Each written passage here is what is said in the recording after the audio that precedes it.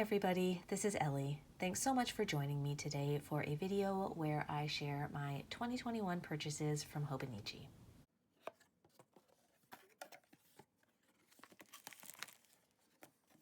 This year, I didn't order right when the Hobonichi store opened in September. I gave myself about a month to make a list, keep adding to it, crossing off, and tried really hard to figure out what I would really use and what would work for me. Because in the past, I've gotten really excited and ordered a bunch of extras, and I'm happy I did that. It's given me a chance to try things and figure out which accessories work for me and which don't. But this year I was on a stricter budget, so I really took the time to think things through. And I'm happy with what I've ended up with. So first off, if you've been here before, you know that I bullet journal in a pocket size. So I bought 3 Hobonichi plain notebooks in the A6 size and had 2 of them already cut down to pocket size at my local Staples. So you can see the difference here. I did this last year as well for the first time, and I was super happy with it. Honestly, I didn't even know that you could get notebooks cut down until I watched Sarah Martinez for the first time, and she's gotten a lot of notebooks cut down over the years, and it was honestly a game changer. I love this notebook for bullet journaling. The Tomoe River paper, the thickness is great for me, and it just feels great. So I only cut down 2 of them because I do also have a Zequens pocket notebook that I may use in 2021. So I just kept 1 notebook in the original A6 size, and I can always cut it down later if needed. I did pick up a Weeks this year. This was probably my most debated purchase because I got a Weeks for our current year 2020, and I have not used it consistently at all. I played around with it quite a bit in the beginning of the year as a health and wellness tracker, a budget tracker, a memory keeper, and all of those things were fun, but it honestly just felt like it added too much to my daily routine and it fell by the wayside. I am always so tempted to use this as a planner, and I know that I could make it work, but I love my bullet journaling. So what I plan to do with this is use it almost like a content reference notebook, maybe would be a term for it. The idea is I like to read a lot of easy things sometimes, especially if I'm stressed out. I love podcasts, I like to watch some movies, and I just don't really have a great memory. So my thought is that I can write in once I've finished something and just jot a couple of notes here and there, even if it's as simple as, yes, I would like to reread or rewatch this sometime, because I'm someone who loves to do that. I like the comfort in rereading and rewatching things that I love. So that's the plan. Same with podcasts, just all of that. Just jot it down, a couple of notes, and probably leave it right by my desk in bed. Well, my desk is close to my bed, so having that basically at hand and reminding myself that it's okay to use it like that. It's so beautiful. I got the Toad Lily cover, and I've seen people do amazing things with it. And I might use it as a content notebook for me and be okay with that.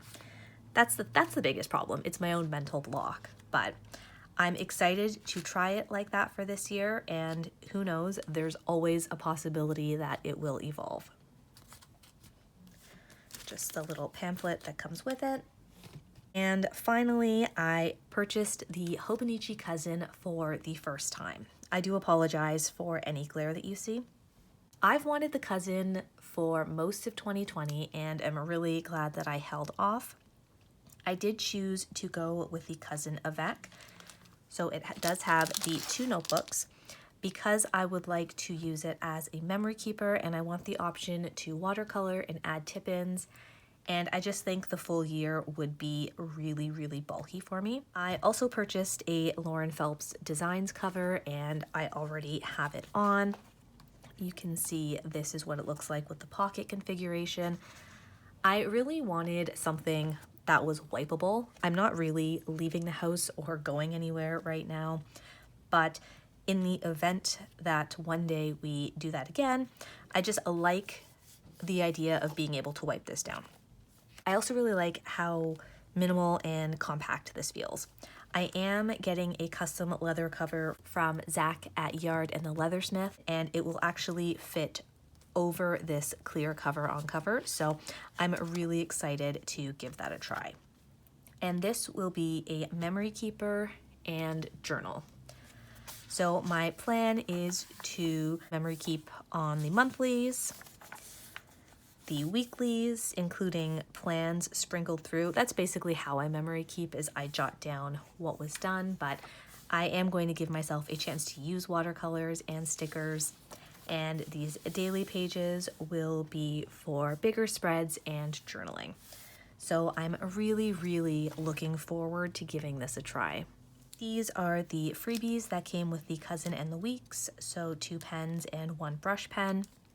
The first Hobonichi order that I ever got was my introduction to the Jetstream in 0.5. I think I had tried it in the 1.0 a couple of years earlier and I liked it, but it was just too bold for me. So I loved finding this pen. It's become probably my all-time favorite pen, and I love the color scheme this year.